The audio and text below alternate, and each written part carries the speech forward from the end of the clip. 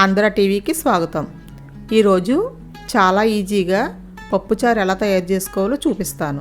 దానికి కావాల్సిన పదార్థాలు: 2 స్పూన్లు చింతపండు పేస్టు, 1 కప్పు కందిపప్పు, 2 పచ్చిమిర్చి.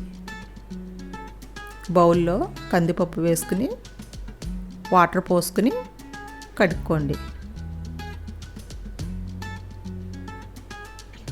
తర్వాత పాన్లో వాటర్ పోసుకుని దాంట్లో పచ్చిమిర్చి వేసుకుని కడిగిన కందిపప్పు వేసుకోండి. తర్వాత ఉల్లిపాయ ముక్కలు వేసుకోండి. మూత పెట్టి 3 విజిల్స్ వేయించుకోండి. చూడండి, 3 విజిల్స్ అయిపోయినాయి. ఇప్పుడు తీసి చూద్దాం. ఉడికిపోయింది. ఇప్పుడు ఆ ఉల్లిపాయ ముక్కలను తీసుకుని పక్కన పెట్టుకోండి.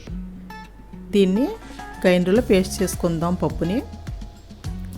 చూడండి, పప్పు కప్పులో తీసుకున్నాను. ఇప్పుడు దాంట్లో ఉప్పు, కారం, పసుపు, చింతపండు పేస్టు, కొద్దిగా పంచదార ఇది మిక్సీలో వేసుకుని గ్రైండ్ చేసుకోండి. ఇప్పుడు తాలింపు వేసుకుందాం.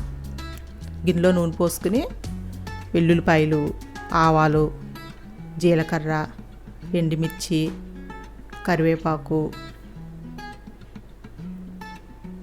కొద్దిగా ఇంగువ వేసుకోండి. టేస్ట్ బాగుంటుంది. చిటికెడే వేసుకోండి.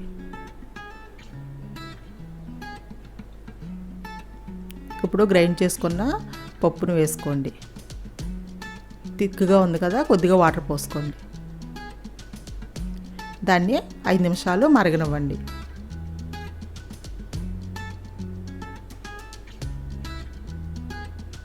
చూడండి, మరిగిపోయింది. ఎంతో టేస్టీగా ఉండే పప్పుచారు రెడీ అయిపోయింది. ఈ వీడియో మీకు నచ్చితే షేర్ చేయండి, లైక్ చేయండి, మా ఛానల్ని సబ్స్క్రైబ్ చేయండి.